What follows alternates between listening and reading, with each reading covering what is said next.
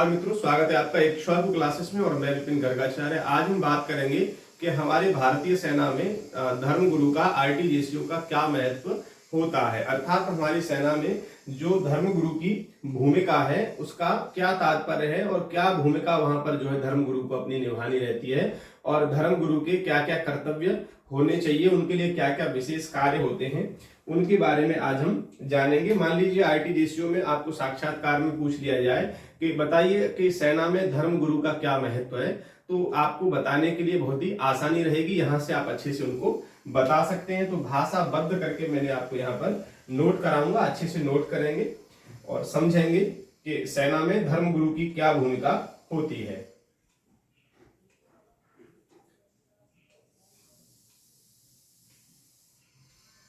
रक्षा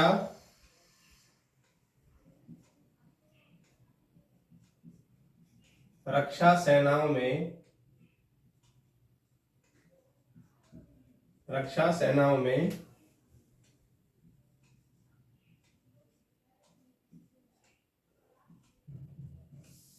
धर्मगुरु का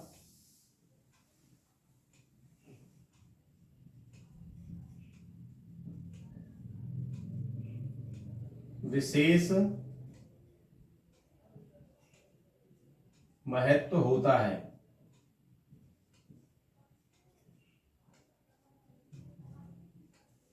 रक्षा सेनाओं में धर्मगुरु का विशेष महत्व होता है।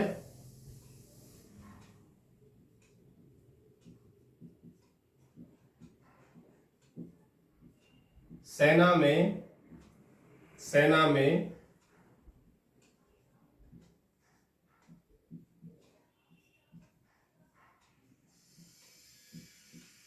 धर्मगुरु को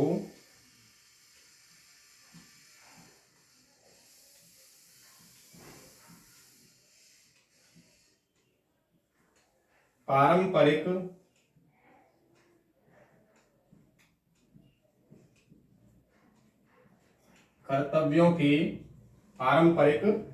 कर्तव्यों के अलावा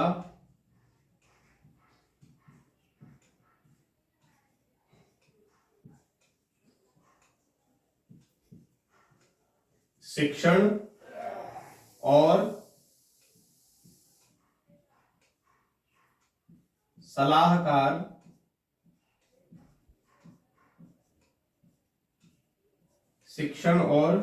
सलाहकार की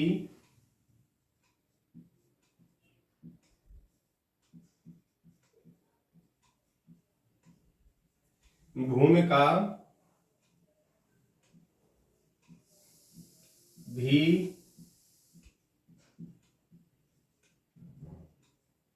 निभानी होती है।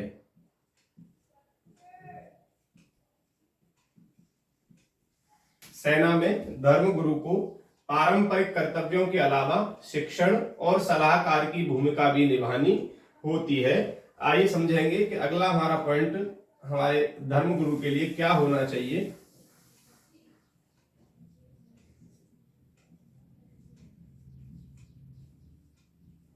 सैनिक जीवन में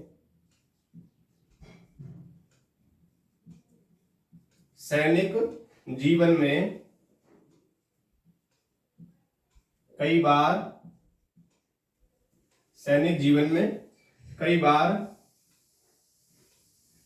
घर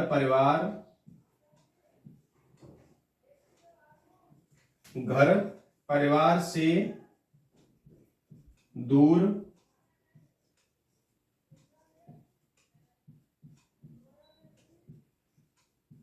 रेगिस्तान,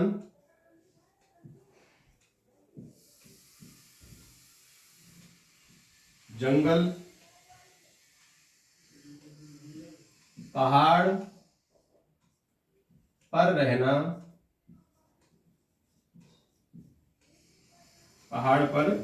रहना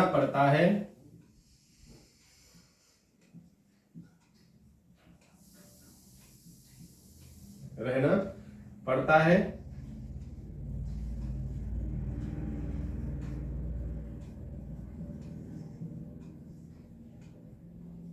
स्वाभाविक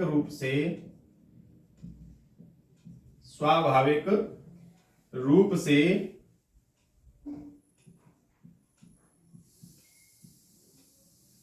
सैनिक कई बार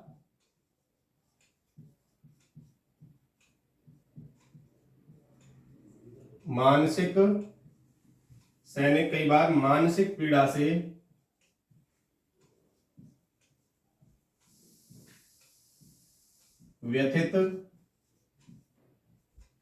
व्यथित अर्थात परेशान या व्यथित हो उठता है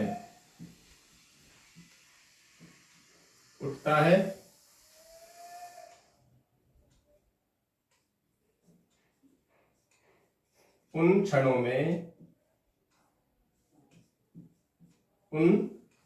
में उसे धर्म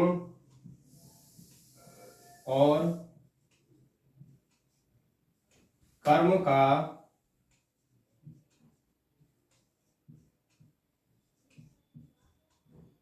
आधार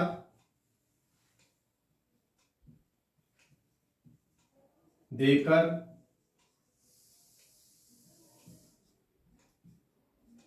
धर्मगुरु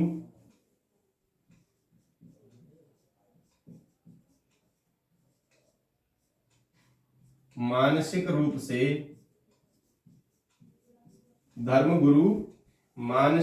से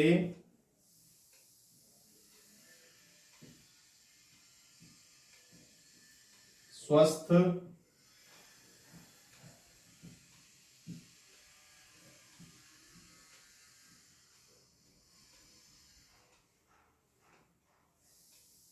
रखता है। तो ये हो गया, देखिए कि स्वास्थ्य लिख गया है, इसको स्वस्थ कर ले आप। वैसे तो बात एक ही है, लेकिन कोई बात नहीं, आप इसको जो है स्वस्थ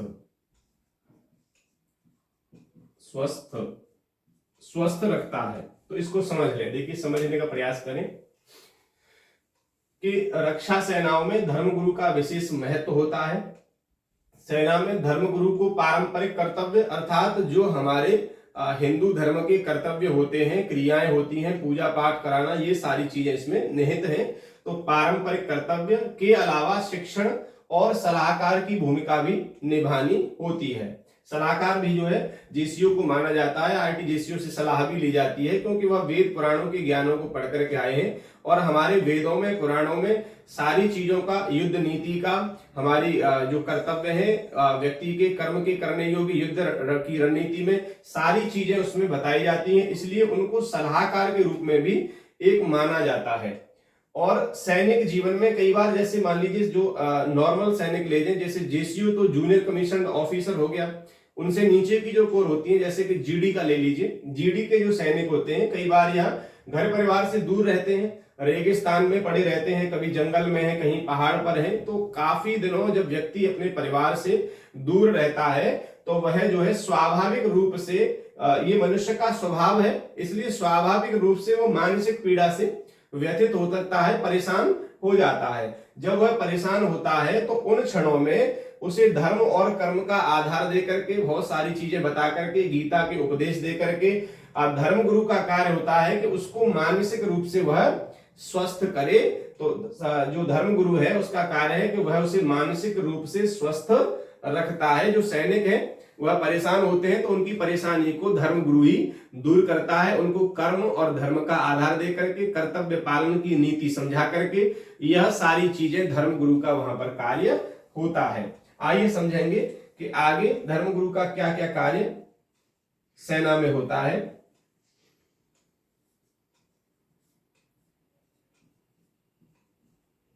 धर्मगुरु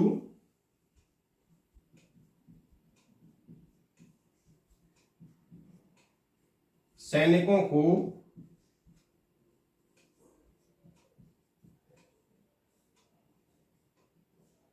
आस्तिक बनाता है। धर्मगुरु सैनिकों को आस्तिक बनाता है, अर्थात उनके अंदर जो है श्रद्धा भावना प्रकट करके उनको आस्तिक बनाना, अर्थात भगवान की शरणागति तक लेकर के आना और भगवान का पूजा पाठ करना, ये सारी चीजें धर्मगुरु सैनिकों को सिखाता है।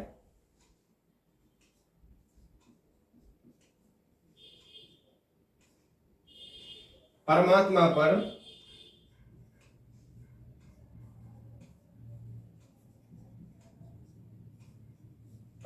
पर विश्वास,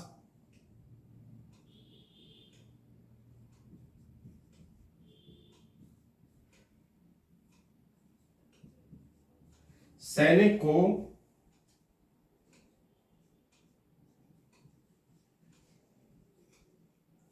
आत्मिक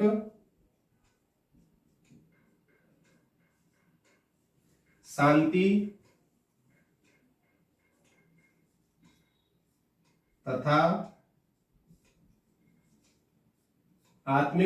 तथा कर्तव्य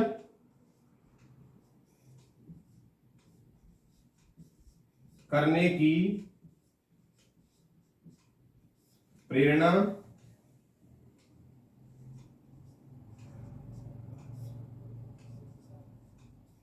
देता है। देखिए, धर्मगुरु जब उनको आस्तिक बनाते हैं तो उनके अंदर आस्तिक जब बन जाते हैं तो श्रद्धा उत्पन्न होती है भगवान के प्रति, और श्रद्धा होती है तो वहां विश्वास होता है, श्रद्धा विश्वास रूपेण हो। तो जब परमात्मा में विश्वास होगा सैनिक को, तो उसके अंदर जो है आत्मिक शांति और कर्तव्य करने की प्रेरणा स्वयं ही जागृत हो जाती है। क्योंकि जब हम विश्वास करते हैं ना भगवान के ऊपर, अगर आप ईश्वर के ऊपर विश्वास कर रहे हैं तो एक आत्मिक शक्ति, एक प्राकृतिक शक्ति आपके साथ में कार्य करने लगती है, जो आपको अपने कर्तव्यों की प्रेरणा प्रदान करते रहती है और आप अपने कर्तव्यों को सही समय से उसका निर्वाह कर रहे होते हैं। इसलिए जो है परमात्मा पर विश्वास करना भी बहुत जरूरी है। तो धर्मगुरु का कार्य है कि वह सैनिकों को आस्तिक बनाए और परमात्मा के ऊपर उनका विश्वास हो, ऐसे उनको उपदेश वहां पर प्रदान करें। अगला जो कार्य होगा वो समझिए,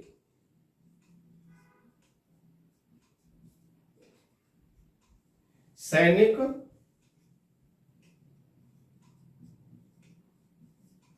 छोटी बड़ी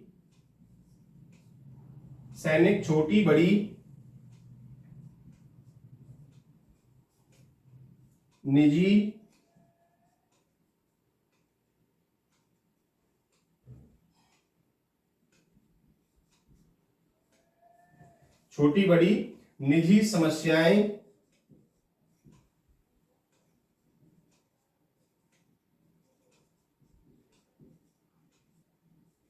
सुलझाने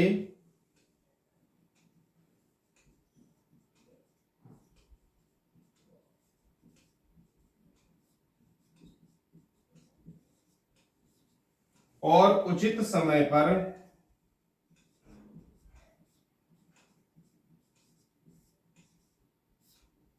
उचित अधिकारी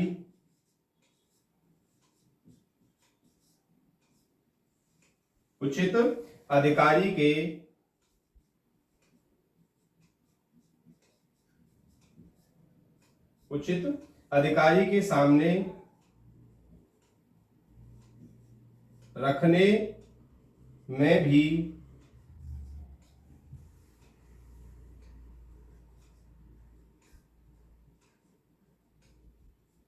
धर्मगुरु की अपनी एक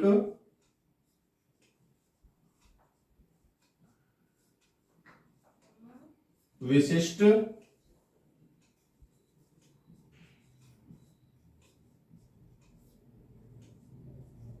भूमिका है। तो देखिए, सैनिक की छोटी बड़ी निजी समस्याएं, मान लीजिए सैनिकों को कोई समस्या जब होती है ना, छोटी मोटी कोई भी बात है, कुछ चेंज करना है या कुछ परेशानी है या कुछ चीजें चाहिए, तो वह अधिकारी के पास ना जाकर के सीधे धर्मगुरु के पास में आते हैं और आकर के वहां उनसे कहते हैं कि हमको ऐसे ऐसे परेशानी है। क्योंकि वहां पर एज ए धर्मगुरु जो जेसी होते हैं उनको पंडित जी कहकर के भी बुलाया जाता है, तो आकर के आपको बताएंगे पंडित जी हमको ये परेशानी है। तो आप जो है उनकी समस्याओं को सुलझाएंगे, पहले अपने स्तर से सुलझाने का आप प्रयास करेंगे अगर आपका स्तर उनको सुलझाने का नहीं है तो धर्मगुरु का कार्य होता है कि जैसी उसकी समस्या है उचित समय पर उचित अधिकारी के सामने, कि जैसी उसकी समस्या है वैसे अधिकारी के पास उनको सामने खड़ा करना, ये धर्मगुरु की भी इसमें एक भूमिका होती है। मान लीजिए किसी भी सैनिक को छुट्टी चाहिए तो वह सीधे डायरेक्ट अधिकारी से कभी नहीं कहता है, तो वह जाकर के पहले धर्मगुरु को बताता है और धर्मगुरु जो है वह उनको अधिकारी के पास ले जाकर के अधिकारी से उनकी जो है बात कराता है और उनसे अधिकारी जी से जो है सैनिक की तरफ से प्रार्थना भी कर देता है कि आप इसको छुट्टी दे दें। उनकी समस्या को समझ करके, जो सैनिक है उसकी समस्या को समझ करके धर्मगुरु अधिकारी से जो है निवेदन कर देता है कि आप इनको जो है छुट्टी प्रदान करें। तो और जो सैनिक है वह भी अपनी समस्या अधिकारी को जाकर के बताता है और धर्मगुरु जब बीच में है तो आपकी छुट्टी जो है वहां से पक्की हो जाती है। तो धर्मगुरु का जो कार्य है देखिए जेएसयू आईटी में बहुत ही अच्छा है। धर्मगुरु जैसी जॉब तो डिफेंस में हो ही नहीं सकती है, इतनी अच्छी जॉब है धर्मगुरु की। आपको अलग से मंदिर मिलेगा, रहने की सारी व्यवस्थाएं मिलेंगी, 2 व्यक्ति आपके साथ कार्य करने वाले होंगे। इससे अच्छी जॉब क्या हो सकती है कि बढ़िया अपने जो है हिंदू धर्म से हम बिलोंग करते हैं तो अपने धर्म शास्त्र को कहते हुए भी अर्थ की व्यवस्था भी है और डिफेंस में है, एक भारत की अपने सेवा करने का एक अलग लाभ और एक अलग सुख भी वहां पर मिल रहा है। तो ये बहुत अच्छी जॉब है। इसलिए हमारे जो सभी ब्राह्मण और वह पंडित हैं जो संस्कृत से आचार्य शास्त्री सब किए हुए हैं, तो मैं उनको यही दिशा देना चाह रहा हूं कि आप सभी एक बार यहाँ पर भी प्रयास करें कि आप डिफेंस में जाकर के वहां धर्मगुरु बने तो आपका जो है जीवन उज्जवल बन जाए। आइए समझते हैं आगे के बारे में कि हमारा जो सेना में धर्मगुरु का और कार्य होता है वह कार्य आपने सभी समझ लिए। अब जो धर्मगुरु होता है उसके अपने निजी जीवन के क्या क्या कर्तव्य होने चाहिए, उसके अंदर क्या क्या जो है गुण विद्यमान होने चाहिए जो धर्मगुरु बनने लायक हो, तो उनके अंदर क्या क्या गुण होने चाहिए, तो उस पर अब हम चर्चा करेंगे।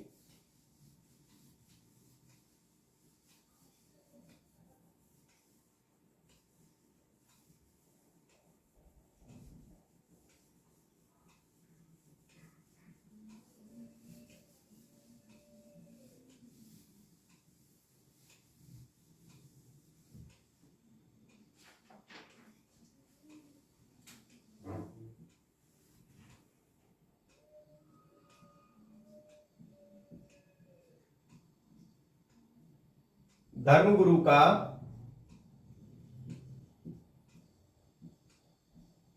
व्यक्तिगत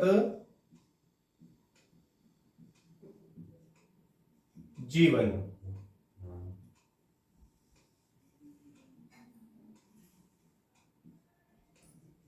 धर्मगुरु का व्यक्तिगत जीवन कैसा होना चाहिए समझेंगे सभी।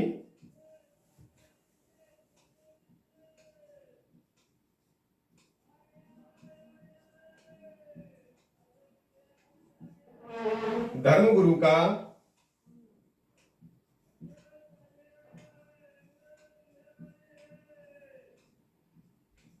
व्यक्तिगत जीवन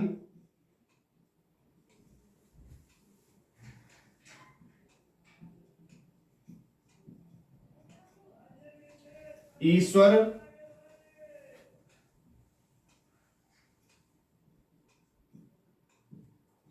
में पूर्ण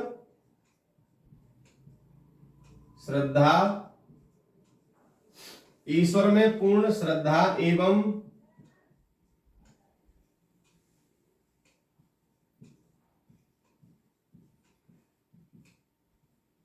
विश्वास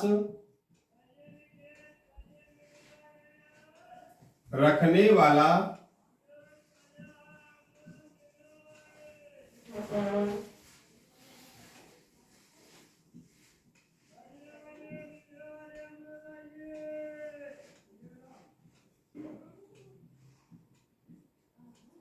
होना चाहिए। तो देखिए धर्मगुरु का जो व्यक्तिगत जीवन है, सबसे पहला पॉइंट समझेंगे कि धर्मगुरु का व्यक्तिगत जीवन ईश्वर में पूर्ण श्रद्धा और विश्वास वाला होना चाहिए। क्योंकि देखिए किसी भी चीज में अगर हमें श्रद्धा है और विश्वास आपको उस पर नहीं है तो वह चीज आपको सार्थक नहीं हो सकती, अर्थात वह नहीं मिल सकती है।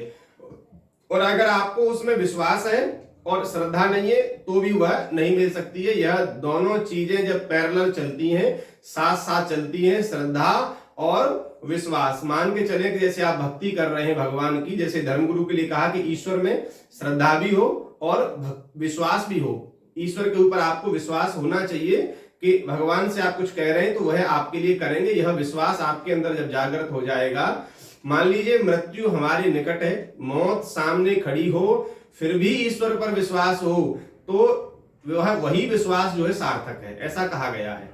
तो आपको अटूट विश्वास, इतना अटूट विश्वास करिए ईश्वर पर और अपने स्वयं पर कि मैं इस चीज को कर सकता हूं। देखिए, धर्मगुरु बनना है तो आपको ये सारी चीजें अपने अंदर जो है प्रकट करनी पड़ेंगी, तभी आप धर्मगुरु बन पाएंगे। आपको ईश्वर में आस्था, ईश्वर में श्रद्धा, ईश्वर पर विश्वास और अपने ऊपर विश्वास, खासकर अपने ऊपर आपको विश्वास होना चाहिए कि आप यह कार्य कर लेंगे। देखिए, इस संसार में जिसके पास में शक्ति है उसी का बोलबाला है। इसलिए अच्छी और मेहनत, इतनी मेहनत आपकी होनी चाहिए, इतनी अच्छी आपकी तैयारी होनी चाहिए कि पेपर जो है एक ही बार में क्लियर हो जाए। क्योंकि शिक्षा जो है वो शेरनी का दूध कहा गया है, शिक्षा शेरनी का दूध है और जो पीता है वही दहाड़ता है। इसलिए आप अपनी शिक्षा को प्रबल बनाइए। जब हम शिक्षित होते हैं, जब हम योग्य होते हैं, हमारे अंदर जब ज्ञान स्फुटित होता है ना, तो हमारे जो पैर हैं वह जमीन पर भारी पड़ते हैं। हमारे अंदर मान लीजिए किसी चीज की आपको जानकारी है, ज्ञान है, तो आप बेफिक्र होकर के चलेंगे और आपके पैर जमीन पर भारी पड़ेंगे। इसलिए अपने ज्ञान को बढ़ाइए जितना हो सके। धर्मगुरु के लिए तो अपार ज्ञान कहा गया है, इसलिए आप अपने ज्ञान को बढ़ाते रहिए, बढ़ाते रहिए, इतना बढ़ाइए कि आप ही का चयन धर्मगुरु में हो जाए। ज्ञान की कभी भी कोई सीमा नहीं होती है, इसलिए ज्ञान को अर्जित करते रहिए। मेरा कहना यही है कि ज्ञान को अर्जित करते रहिए, योग्यता अपनी बढ़ाते रहिए। मान लीजिए 100 लड़के खड़े हुए हैं धर्मगुरु के लिए बनने के लिए, तो उन 100 में आप अलग से चमकने चाहिए। आपकी कुछ योग्यता, आपकी कुछ पर्सनैलिटी होगी तो ही आपको लिया जाएगा। उन 100 के समान अगर आप हैं तो आपको भी वहां से निकाल दिया जाएगा। इसलिए अपनी योग्यता को कुछ अलग बनाइए कि आपके पास कुछ अलग होना चाहिए, औरों से अलग हो आपके पास में। और वह अलग कैसे आप लाएंगे, यह सारी चीजें मैं आपको बताऊंगा कि आपको कैसे अलग होना है, कैसे आपको अलग बनना है। इसलिए जुड़े रहे इक्ष्वाकु क्लासेस के साथ में और कांटेक्ट करें हमसे। हम आपको सारी चीजें बताएंगे कि एक धर्म गुरु के पास में क्या होना चाहिए, वह 100 लड़कों में अलग कैसे दिखेगा। यह सारी चीजें मैं आपको सिखाऊंगा कि कैसे हमें भीड़ से अलग होना है। और जो भीड़ से अलग होता है, जो अकेला होता है, वही सबसे आगे चलता है। भीड़ में चलेंगे तो कहीं नहीं पहुंच पाएंगे, भीड़ के साथ ही रह जाएंगे। आइए समझते हैं कि धर्मगुरु का व्यक्तिगत जीवन कैसा होना चाहिए। धर्मगुरु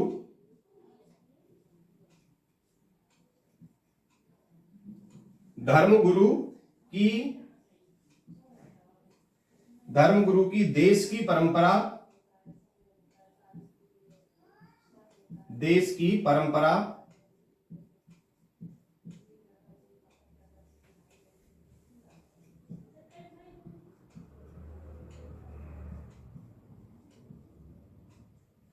संस्कृति,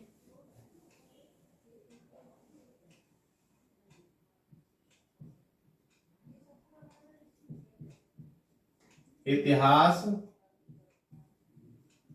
सामाजिक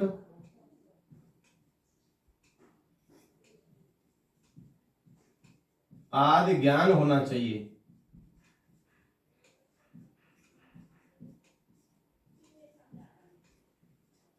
देखिए, अभी हम बात कर रहे थे इसी के बारे में कि जो धर्मगुरु है उसके लिए ज्ञान की कोई सीमा नहीं है। उसे तो अपार ज्ञान इकट्ठा करना पड़ेगा। उसे देश की परंपरा, संस्कृति, इतिहास, सामाजिक सारी चीजों का ज्ञान धर्मगुरु को होना चाहिए। आप धर्मगुरु बनने के लिए जा रहे हैं, सारी चीजें अपने अंदर निहित कर लीजिए कि क्या कैसे होता है। सारी चीजें आपके अंदर होनी चाहिए, तो ही आप वहां पर अलग से छट करके आएंगे और आपको नियुक्त किया जाएगा। पढ़ तो सभी रहे हैं, लेकिन पढ़ने का तरीका बदलिए और ऐसा बदलिए कि एक ही बार में आपका चयन हो जाए। तरीका कैसे बदलना है वह मैं आपको सब बताऊंगा, जुड़े रहेंगे तो समझेंगे। तीसरा पॉइंट,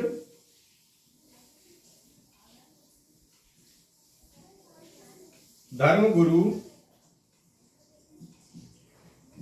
को सच्चरित्र अर्थात उसका चरित्र जो है साफ एकदम शुद्ध होना चाहिए, सचरित्र व शांत स्वभाव वाला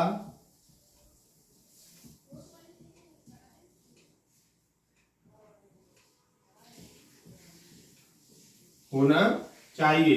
तो धर्मगुरु देखिए, एक तो सबसे पहला है कि चरित्र, कि चरित्र बहुत जरूरी है, तो सचरित्र होना चाहिए और शांत स्वभाव वाला। आपका जो स्वभाव है ना वो एकदम निर्मल होना चाहिए, शांत होना चाहिए, क्योंकि जो ज्ञानी होता है वह शांत हो जाता है, इसलिए आपके अंदर शांति निहित होनी चाहिए। आप एकदम सीरियस दिखने चाहिए। आप अगर शांत नहीं है, किसी ने कुछ कहा, थोड़ा सा कट वाक्य बोल दिया और आपने वह कट वाक्य पे आप जो है एकदम बेहल होकर के उससे झगड़ा करने लगे, तो यह जो है धर्म गुरु का लक्षण नहीं माना जाता है। इसलिए आपके अंदर शांति आनी चाहिए, शांत आपका स्वभाव हो और सचरित्र हो। ये चीजें देखिए, ये आर्मी वाले ये सारी चीजें नहीं देखेंगे, यह तो आपके अंदर निहित होना चाहिए। यह आपके अंदर सारी चीजें अगर है तो आप स्वयं ही वहां पर झलकेंगे। ईश्वर में आस्था, इतिहास, संस्कृति, परंपरा का ज्ञान, शांति व सचरित्र, यह सारी चीजें जब आपके अंदर है ना तो आपके अंदर ज्ञान स्वयं ही स्फुटित होने लगेगा। ये प्रकृति का नियम है। चौथा पॉइंट समझेंगे कि धर्म गुरु को सर्वधर्म, धर्म गुरु को सर्वधर्म समभाव होना चाहिए।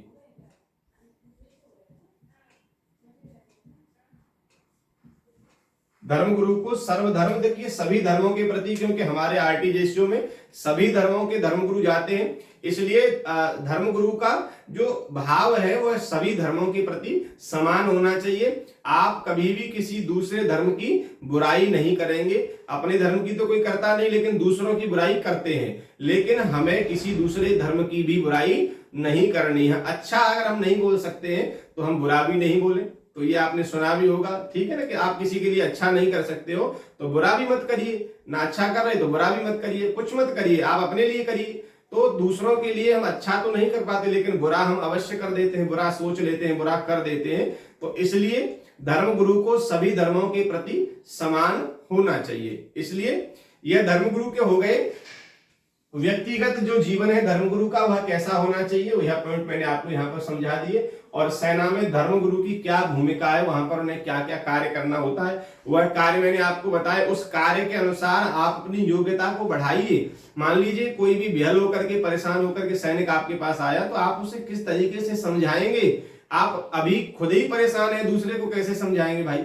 इसलिए पहले आप अपने अंदर यह सारी चीजें निहित करिए, ये सारे गुणों को इकट्ठा करिए, अपने आप को जो है अच्छा मजबूत बनाइए, अपने धैर्य को बढ़ाइए, जिससे कि आप दूसरे व्यक्ति को समझा सके। पहले खुद को समझाइए, फिर आप दूसरे को समझाएंगे, क्योंकि दूसरे को समझाना इस संसार का सबसे कठिन कार्य है, ये जान लीजिए। लेकिन सेना में धर्मगुरु का कार्य यही है कि आपको सैनिकों को वहां जाकर के समझाना है।